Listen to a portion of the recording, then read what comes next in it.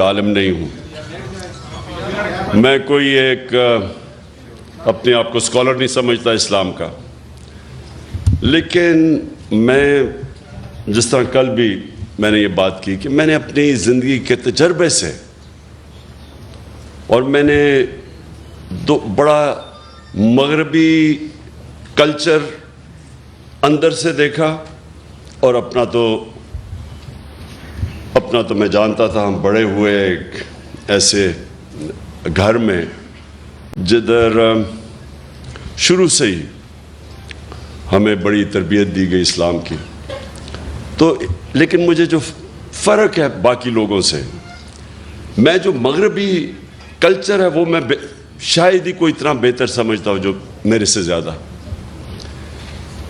تو جو میرا جو زندگی کا سفر وہ اس طرح ہوا کہ میں جب دونوں کلچر کا موازنہ کیا تو آہستہ آہستہ میں اس نتیجے پہ آتا گیا کہ وہ جو مغربی معاشرہ ہمارے سے آگے نکلا ہے اور ہم پیچھے رہ گئے، میں آہستہ آہستہ اس نتیجے پہ آ گیا کہ اس کی ایک وجہ ہے کہ ہمارے نبی صلی اللہ علیہ وسلم رحمت للعالمین، ہمارا جو رب ہے وہ رب العالمین ہے، رب المسلمین نہیں ہے، مسلمانوں کا خدا نہیں ہے، انسانوں کا خدا ہے.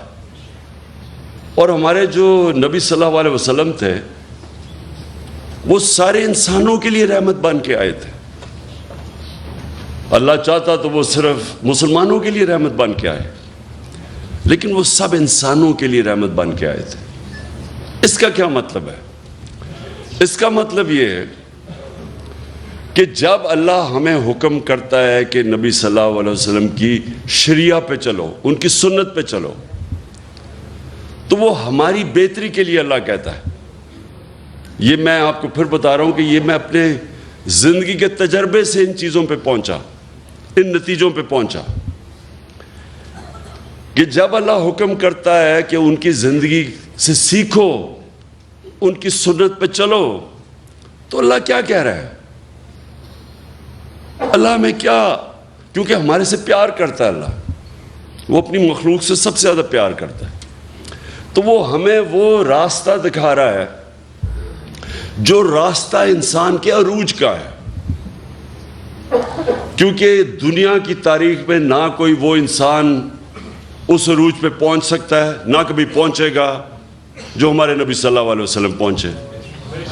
پہنچ ہی نہیں سکتا، کوئی اتنا بڑا لیڈر نہیں بن سکتا. کسی ایک انگریزی کتاب ہے کہ دنیا کے جو 100 سب سے عظیم لوگ، انگریزی کی کتاب ہے، ولیم ہارٹ نے رکھی ہوئی ہے، انگریز نے لکھی ہوئی ہے. اس میں وہ کتاب 100 انسانوں کی بات کرتا ہے کہ جو دنیا کے سب سے عظیم انسان تھے. اس میں جو وہ سب سے نمبر 1 رکھتا ہے وہ ہمارے نبی صلی اللہ علیہ وسلم کو رکھتا ہے. کیوں رکھتا ہے؟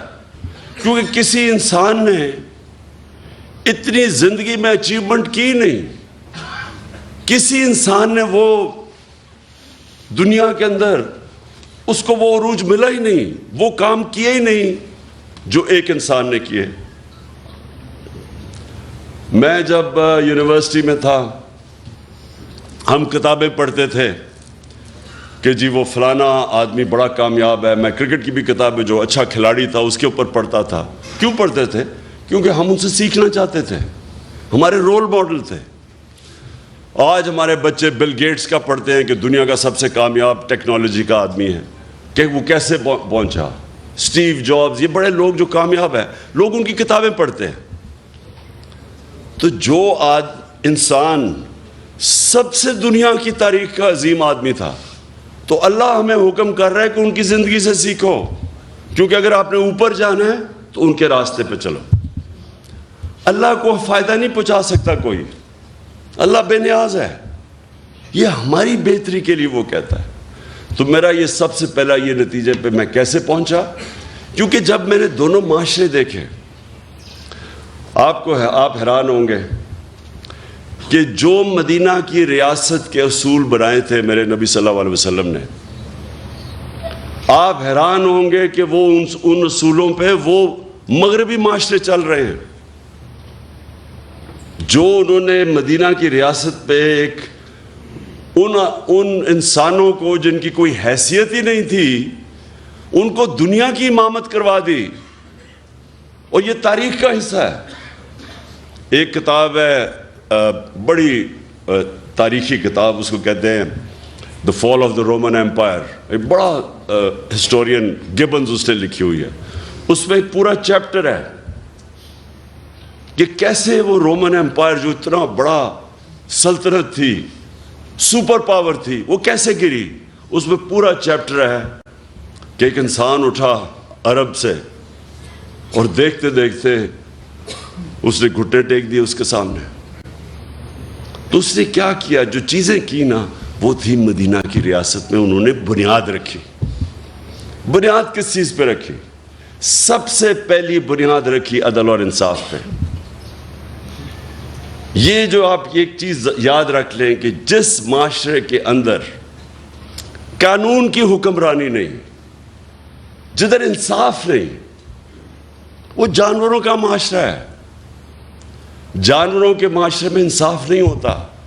اللہ نے جتنے اپنے پیغمبر بھجوائے دنیا میں 1,40,000, وہ سارے ایک ہی پیغام دینے آئے تھے کہ جانوروں سے مختلف انسان کی معاشرے میں انصاف ہونا چاہیے. اور انصاف کا مطلب ہوتا ہے طاقتور اور کمزور کے لیے ایک قانون, قانون سے اوپر کوئی نہیں ہوتا. یہ یاد رکھیں, یہ سب سے بڑی بنیاد رکھی جاتی ہے ایک انسانی معاشرے پہ. جو نبی صلی اللہ علیہ وسلم, ان کے پاس ایک قریش, اس نے کہا جی قریش کی لڑکی نے چوری کی ہے, اس کو معاف کر دیں, قریش کی لڑکی ہے. تو انہوں نے کہا کہ میری اگر بیٹی بھی چوری کرے گی تو اس کو سزا ملے گی کہ کوئی قانون سے اوپر نہیں ہے. اور پھر انہوں نے یہ کہا کہ تمہارے سے پہلے قومیں تباہ ہوئیں جدھر ایک چھوٹا چور چوری کرتا تھا وہ جیل میں چلا جاتا تھا, لیکن طاقتور کو اس ملک کا انصاف کا نظام نہیں سزا دے سکتا تھا, قوم تباہ ہو جاتی ہے. یعنی کہ جس قوم میں انصاف نہیں ہوتا وہ تباہ ہو جاتی ہے. جو حضرت علی رضی اللہ تعالیٰ نے کہا کہ کفر کا نظام چل جائے گا لیکن نا انصافی اور ظلم نہیں چل سکتا, ظلم کا نظام.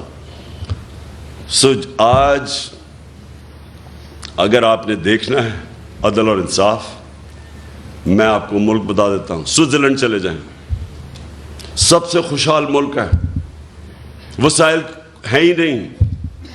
پاکستان میں اللہ نے اتنی نعمتیں بخشی ہیں وسائل کی حیثیت سے, لیکن سوئٹزرلینڈ میں تو ہے ہی کچھ نہیں.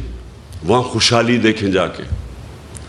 اور ایک انڈیکس ہوتا ہے کہ ایک ملک میں, اسے کہتے ہیں رول آف لا انڈیکس, یعنی انصاف کتنا زیادہ ہے کس ملک میں. آپ حیران ہوں گے کہ مسلمان ملکوں میں 20% بھی نہیں ہے انصاف, رول آف لا. سوئٹزرلینڈ میں تقریباً 100% ہے, کوئی قانون کے اوپر نہیں ہے. انصاف اور خوشحالی, ظلم کا نظام اور تباہی, یہ میرے نبی نے تب کہہ دیا تھا. دوسری چیز, فلاحی ریاست. مدینہ کی ریاست دنیا کی تاریخ کی پہلی فلاحی ریاست بنائی گئی تھی. ریاست نے اپنے کمزور طبقے کی ذمہ داری لی تھی. ریاست نے پورے بیواؤں, معذوروں کو, یتیموں کو, غریبوں کو پینشنز, مسلمان کے زمانے میں, حضرت عمر کے زمانے میں پینشنز آئی تھی, پہلی دفعہ بوڑھوں کو بھی ذمہ داری لی. انسانی معاشرہ تھا. آج اگر آپ نے یہ دیکھنا ہے فلاحی ریاست کدھر ہے, ڈنمارک, سویڈن, ناروے, برطانیہ, آپ وہاں جا کے دیکھیں کہ کیسے انسانوں کی قدر ہے. میں آپ کو دعویٰ کرتا ہوں کہ وہ اپنے جانوروں کا ہمارے انسانوں سے بہتر دھیان رکھتے ہیں. آپ وہاں ایک پولیس والے کو 3 سال سزا دے دی کہ وہ پولیس کے کتے کے اوپر, وہ اپنے کتے پہ کسی نے دیکھ لیا کہ اس کو مار رہا تھا, پولیس والے کو سزا دے دی. یا پولیس والے انسانوں کے ساتھ کیا کرتے ہیں, ابھی وہ شہباز گل کے ساتھ کیا ہوا ہے, 2 دن پکڑ کے اس کو مارا، ننگا کر کے اس کو تشدد کیا. وہاں انسانوں کو انسانیت کا تو نظام اور ہے، وہ جانوروں کو ان کی ایک ہے RSPCA، وہ دیکھتی ہے کہ کئی جانوروں پہ تو نہیں ظلم ہو رہا. اور یہ کدھر شروع ہوا تھا؟ حضرت عمر نے کیا کہا تھا کہ اگر کتا بھی میری ریاست کے اندر بھوکا مرے میں ذمہ دار ہوں. بس میں ذرا چاہتا ہوں کہ میری آپ آج بات سن لیں، کیونکہ میں پھر آخر میں آنے لگا ہوں یہ حقیقی آزادی کے اوپر. دیکھیں، جو نبی صلی اللہ علیہ وسلم کی سنت پہ چلے گا معاشرہ، وہ اوپر چلا جائے گا، چاہے وہ مسلمان ہیں یا نہیں ہیں، کیونکہ وہ رحمت للعالمین ہے. اور جب ہم اپنے آپ کو مسلمان کہتے ہیں اور ان کے اصولوں پہ نہیں چلتے، تو پھر ہمارے سامنے تو انہوں نے کہا کہ قومیں تباہ ہو جاتی ہیں. آج اب دیکھیں، میں زندگی کے 20-30 سال مغرب میں گزارے ہیں، وہاں تصور بھی نہیں کوئی کر سکتا کہ ایک ملک کا مجرم پکڑا جائے کہ لندن کے اندر بڑے بڑے محلات لیے ہوئے اور ایک رسید نہیں ہے کہ کدھر سے پیسہ آیا. 3 دفعہ پرائم منسٹر، بچے اس کے لندن بیٹھے ہیں، اربوں روپے کے گھروں میں رہتے ہیں، کہتے جی ہم پاکستانی شہری نہیں، اس لیے ہم بتاتے نہیں ہمارے پاس پیسہ کدھر سے آیا. وہ عدالت سپریم کورٹ اس کو کنوکٹ کرتی ہے، مفرور جھوٹ بول کے ملک سے باہر بھاگتا ہے، اور وہ آج پاکستان کے فیصلے کر رہا ہے. وہاں بیٹھ کے ابھی یہ جو آڈیو لیکس آئی ہیں، یہ جو انکشاف آپ کے سامنے ہوئے ہیں،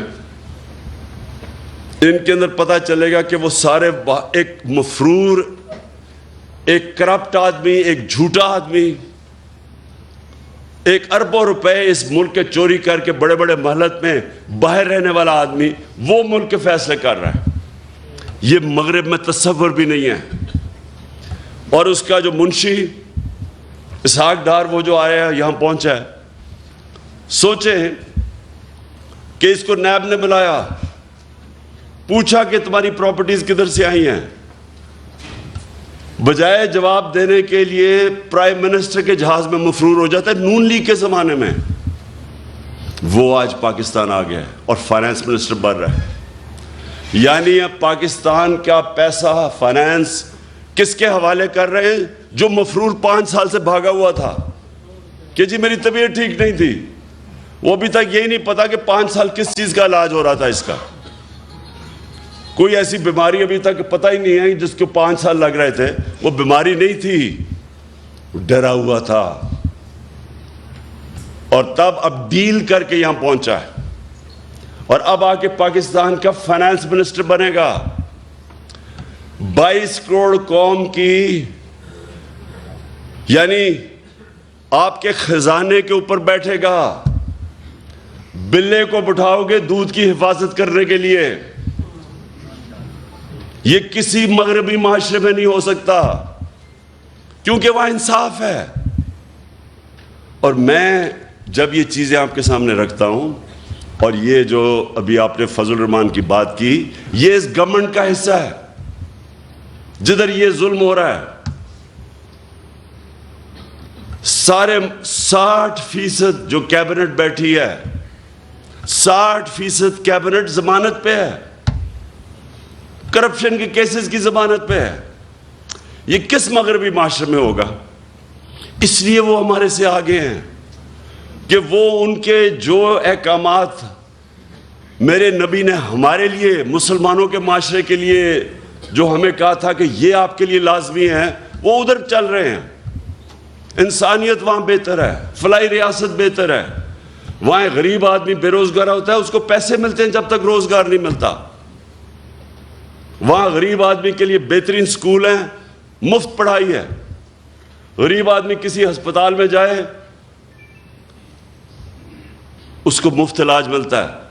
جو ہم نے کوشش کی ہیلتھ کارڈ لا کے کہ عام لوگوں کے لیے، غریب گھرانے کے لیے ہیلتھ انشورنس، کہ 10 لاکھ تک کہیں بھی علاج کروا سکو. یہ تو ہم نے شروع کیا. یہ سارے مغرب میں ہیں. ادھر فلاحی ریاست ہے. عدالت میں جاتا ہے غریب آدمی, حکومت اس کو وکیل کر کے دیتی ہے, حکومت انصاف دیتی ہے اس کو. اس لیے اللہ کی برکت آتی ہے وہاں. جب غریب آدمی کی آواز, اس کی جب دکھ اور درد کی آواز اوپر سنتا ہے, اور جب آپ اس کی خدمت کرتے ہیں وہ بھی سنتا ہے اوپر والا. تو میں نے وہ معاشرے دیکھے ہیں. اس لیے جب میں آیا تو حکومت میں جب میں آیا, حکومت سے پہلے میں بات نہیں کی. جب میں حکومت میں آیا, پرائم منسٹر بنا, تب میں شروع ہوا کہ یہاں ریاست مدینہ کے اصولوں پہ پاکستان کو کھڑا کرنا ہے. اس لیے کیا کہ یہ کوئی نہ سمجھے کہ میں ووٹ مانگنے کے لیے کر رہا ہوں, کہ لوگ میری نیت پہ نہ شک کریں. جس طرح فضل الرحمان اسلام کو بیچتا ہے, اس کو جو مرضی فتویٰ دلوانا اسے دلوا لو, اگر اس کو تم پوزیشن دے دو. اس کا تو مقصد اسلام, اگر 30 سال سے وہ پالیٹکس میں ہے, مجھے بتائیں کہیں دنیا کے اندر اس نے ایک دفعہ اسلام کی کوئی بات کیا باہر جا کے؟ اور یہاں بتائیں پاکستان میں کتنے لوگ اس کو دیکھ کے مسلمان ہوئے ہیں؟ میں دعویٰ کرتا ہوں کہ لوگ اس کو دیکھ کے اسلام سے دور ہو جاتے ہیں.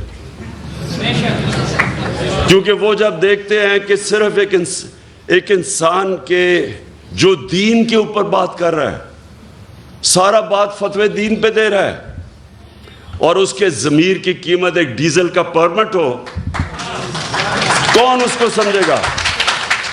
اس لیے میں آپ سے آج اپنے علماء اور مشائخ آپ سب سے یہ کہنا چاہتا ہوں کہ دیکھیں یہ ایک پاکستان ایک فیصلہ کن موڑ پہ کھڑا ہے.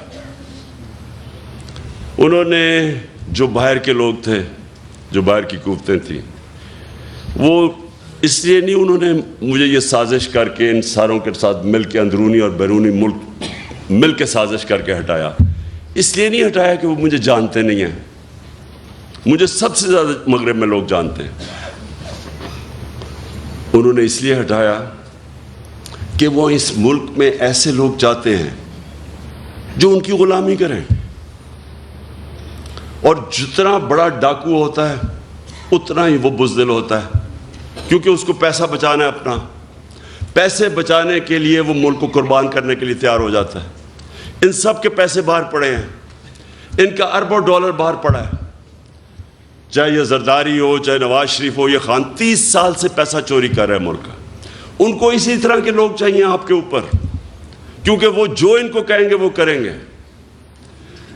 جب زرداری اور نواز شریف 10 سال 8 سے لے کے 18 تک جب یہ اقتدار میں تھے, 400 ڈرون اٹیک کیے امریکہ نے پاکستان پہ. یہ دنیا کی تاریخ میں کبھی نہیں ہوا کہ جس ملک کے لیے آپ جنگ لڑ رہے ہیں وہ آپ کے اوپر ہی اٹیک کر رہا ہے. یہ کہیں نہیں ہوا آج تک. اور یہ سارے انسانی حقوق کی خلاف ورزی تھی, یہ سارے انٹرنیشنل لاز کی خلاف ورزی تھی. کوئی قانون آپ کو اجازت نہیں دیتا کہ آپ ہی فیصلہ کریں دہشت گرد کو آپ ہی مار دیں. ہمارا وہ الطاف حسین بیٹھا ہوا ہے لنڈن میں 30 سال سے, کیا کہیں گے کہ ہم ڈرون میں اٹیک کر کے اس کو مار سکتے ہیں؟ کوئی اجازت دے گا آپ کو؟ کہیں گے عدالت میں جاؤ. اور ہمارے یہاں لوگوں کو کتنے بے قصور لوگ مارے یہاں.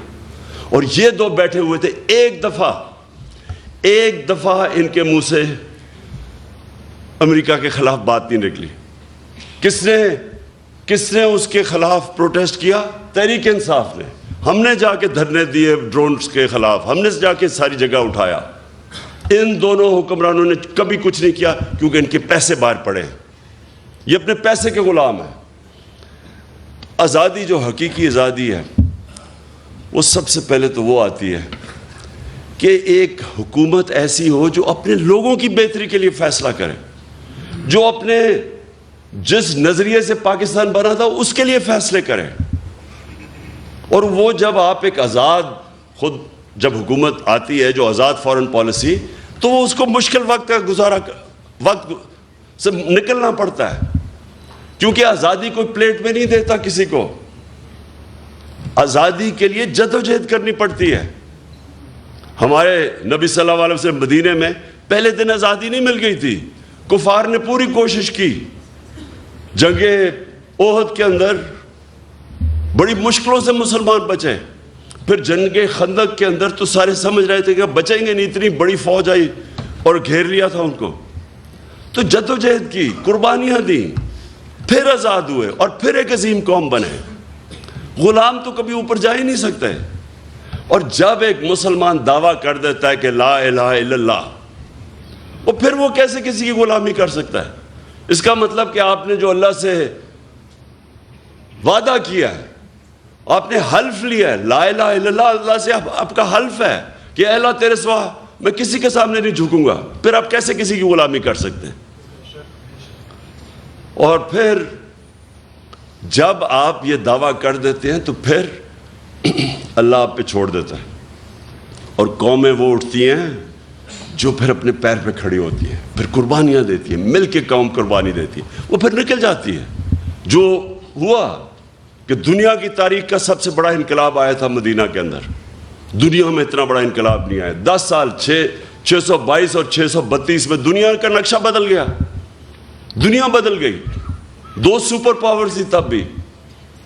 ہمیں بھی جب تک ہم ایک بحیثیت قوم ایک صحیح معنی میں اپنے آپ کو آزاد نہیں کرتے، جو ہمارا کلمہ ہمیں آزادی دیتا ہے، اور جب تک ہم یہ چوروں کی غلامی کریں گے جو باہر سے کنٹرولڈ ہیں، کوئی مستقبل نہیں ہے ملک کا.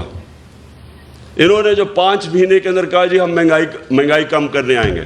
50 سال میں سب سے زیادہ مہنگائی ہوئی ہے آج پاکستان میں. 50 سال کے بعد ایسی مہنگائی ہے. کبھی ایسا معیشت جو 6% کے اوپر ترقی کر رہی تھی 6 مہینے پہلے، آج وہ بالکل نیچے گر چکی ہے. بے روزگاری بڑھ رہی ہے. یہ آپ کی خدمت کرنے نہیں آئے تھے، یہ اپنے کیسز ختم کرنے آئے تھے. انہوں نے جو چوری کی ہے اس کو بچانے آئے تھے. یہ اسحاق ڈار جیسا فراڈ، یہ اب اسی NRO ڈیل کے تحت یہ پاکستان پہنچا ہے. اور ہماری بڑی بدقسمتی ہے کہ ہمارا نا انصاف کا نظام اس کو روک سکا، اور نہ ہمارے وہ لوگ جو ملک کے محافظ ہیں بنتے ہیں، نہ انہوں نے اس کا راستہ روکا. اور کون روکے گا؟ انشاءاللہ آپ کا بھائی عمران خان انشاءاللہ اس کا راستہ روکے گا.